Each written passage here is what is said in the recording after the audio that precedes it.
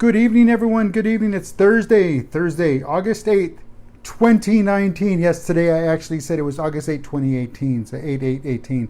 But it's a year later. It is August 8th, 2019. Good evening. Good evening. It's Thursday, and we talk about here at Let's Have a Chat. Let's have a chat about lessons in leadership. Lessons in leadership. And today I'm going to talk about think win-win. Think win-win is one of the habits of highly effective people by Dr. Stephen R. Covey. And what got this idea? What got this going on? Well, earlier today, over this past weekend, we've had some issues as a nation, as citizens of this country, as because it happened in our country. Today I tweeted out, whatever happened to that good old-fashioned notion of win-win. Sadly, our world has become one of if I win, you lose, and because, if only you win, what do you gain? What do you really truly gain if you're the only winner? And it's something to think about. And people will say, well, that's the way it needs to be. That's the way it should be. There should be a winner. There should be a loser. Yes, I agree. That's how I was raised. That's how I was brought up. That's what I learned in my time in the military. But there are just some things that we have to work together on. There's just things that are just so bigger than all of us, that there can't be a win and lose. There has to be a point where we win-win. And at the Franklin Covey website, they talk about this habit, think win-win. And in it, there's a quote. It says, work effectively with, what is win-win? Or think win-win. Win-win is when we work effectively with others to achieve optimal results.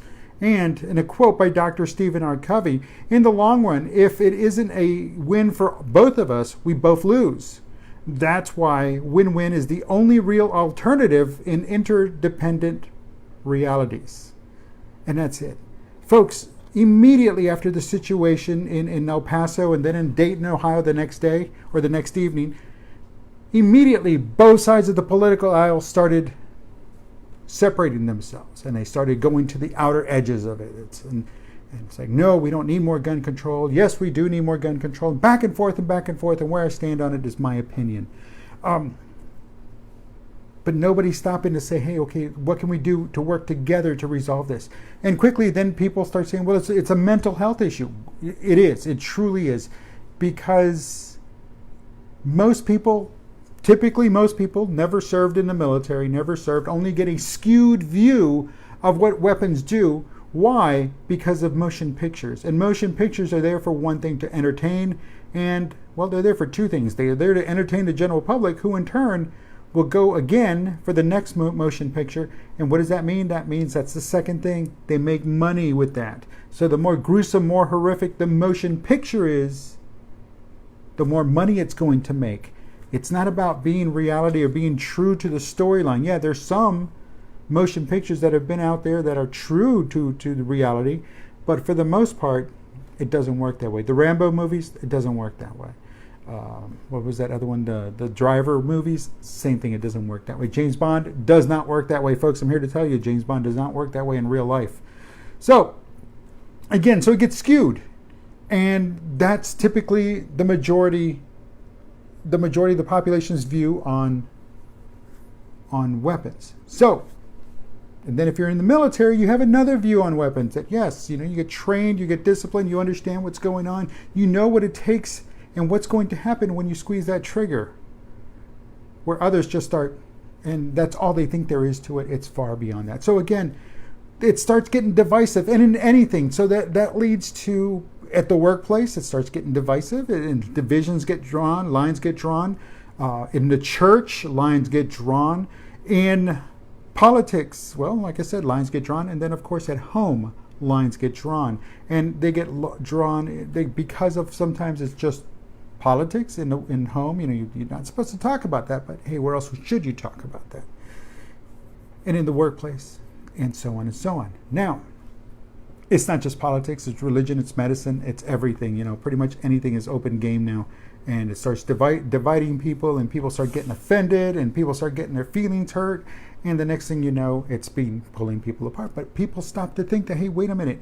That opinion is just as right to that individual as my opinion is just as right to me. that opinion is just as wrong to that individual, just as my opinion is just as wrong to me. So you see where I'm going with this? It's when we start looking at things that saying, hey, you know what, they're entitled to their opinion, they're entitled to have it, they're entitled to their stand. But it's that crossing that line in that mindset, in that ideas, and they start turning these ideas into some warped reality. Well, guess what? Nobody wins. Nobody truly wins. And it's just like that. So how do you win-win? How do you create a win-win? Well, you have to have that win-win attitude. And again, I'm going to reach into the 7 habits for this one. There are 3 things that everybody needs to be in a win-win situation. And both parties or all parties involved have to come with these 3 things. They have to come with integrity. That what they're going to do is honest, it's believable, it's authentic, it's genuine, it's going to benefit everyone. Next, they have to have a maturity to understand that, hey, they're entitled to, the other side's entitled to their opinions, their viewpoints. Just like you expect the other side to understand and expect that you're entitled to your viewpoints, your points of view, your mindset, the way you believe, your belief system. And then, the last thing that everybody needs is an abundance mentality. An abundance mentality means that, hey, there's enough for everyone. There's enough room here for everyone to share their views. Because if everyone's off to the side of the screen here, let's just say everybody's left and everybody's on the right, who's working in the middle? Look, there's plenty of room to work in the middle. And that's the win-win right there. Somebody gives a little, somebody gives on the other side gives a little, somebody takes, and back and forth until everybody reaches a common ground and they understand that, hey, there is a problem. It needs to be addressed. But let's not go to the fringes of addressing it, because again, that just creates more division. And this applies, again, in the workplace, in social settings, in the home, families, friends, co-workers, peers, supervisors, across the board. This applies to life. And understanding that in life, well, you have to have integrity. Because if someone's just out to win, and that's all that they see, well, guess what? Their view of integrity, their integrity might be in the right place to them, but not to somebody else. If somebody is raised with a mindset of, well, just cheat your way, cheat everyone you come across to be successful, to get what you want, cheat, you know what? Include cheating your brothers, cheating your sisters, and we're talking about family members. At that level, something is fundamentally wrong. But it's okay. Sorry, I'm not sure. So the integrity, it's a learned condition. It's a learned situation, but it can be unlearned. It can be worked over. It can be adjusted. Just like, hey, you say, that's enough. I'm tired of the negativity. I'm tired of dealing with negative people. I'm tired of dealing with people that just only see that the world revolves around them, that they also still have responsibilities to others, but refuse to accept those responsibilities and do something about it. So I refuse to deal with those individuals because, again, how is that being respectful to myself? How is that being respectful to my family? How is that being respectful to my business? How is that being respectful to others? So there is no win-win attitude. And people will have that. And you can't beat that into them. You can't do anything to them. They have to come with that mindset already to the table. They have to have that, hey, you know what? I have a level of maturity that says, you know what? You're right. I have a responsibility. You're right. We need to get together and we need to come to an agreement, and we need to realize that, hey, there's enough to go around for everyone. It's not a winner take all.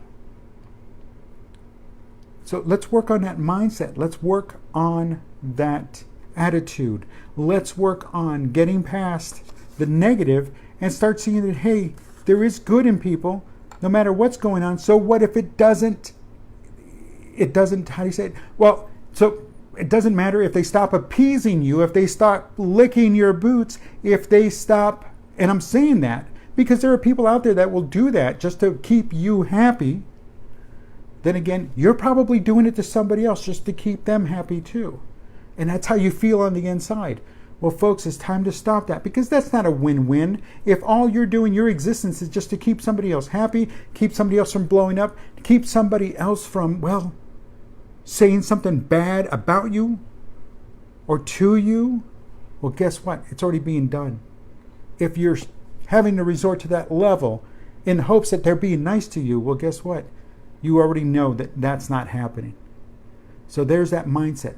Get rid of the negativity, pull that remove yourself from the negativity, and start believing that, hey, you know what? With a couple of things we can do, and a new people and new attitudes and a way of working and having some integrity in what we do and what we believe in, the positive integrity, not the negative integrity, but the positive integrity. And understand that as we grow up, we get older, ideally we should be wiser. Ideally, we should be a little bit more knowledgeable and not staying in that mindset. And that doesn't work sometimes. But again, what do? You find those that have the integrity, that have the maturity, and have the abundance mentality. And once you get there, you've got it. You've got it made. Now you start working win-win. Now we start working together. And then, of course, in politics, you're going to get that situation. Well, I've reached my hand across the aisle and extended my arm and compromise. And it's like, well, no, typically when you do that or you have to say that, it's because you want them to come across to your side. So you win, they lose. See where I'm going with that? So in politics, that's going to be rough, but they keep dividing. And so long as the media keeps feeding into that division, where's the common ground? When is this nonsense going to come to a halt? It's today I heard about in California, somebody went on a knife killing spree with a knife. It's four people and several injured. Okay, so it wasn't a rifle. It was a knife, kitchen knife, some type of knife. Not too sure. So what's going to happen there? Again, but that's not the impact. The impact is in weapons. The impact is in rifles. The impact is in small arms. That's where the division begins. So you see, the compromise has to work, and it has to work all the time. You can't just pick and choose. It has to be there 100% of the time. The budget, same thing. How we're dealing with China, how we're dealing with Iran, the same thing. It all has to be there 100% of the time. So if we can't see it eye to eye on one thing, we can't see eye to eye on any. But that's where change has to happen. We as citizens, we go to the voting booth and we vote. We as parents, we teach our children to be better than we were. We demand that our children be better than we were. Our co-workers, we lead by example. Those that we are charged with managing or leading, we lead by example. Our friends, we lead by example. You're with the wrong crowd, time to move on. Find new friends. Find like-minded people. The ones on the fringes find like-minded people. You should have no problem finding a like-minded person to be your friend, provided you have the integrity, the maturity, and the abundance mentality. They're out there. Trust me, they're out there. Folks, we got a lot of work to do. But as leaders, that's our job. We're constantly working. We have to constantly pick ourselves up every single day. Lead by example, because that's the only way things are going to change.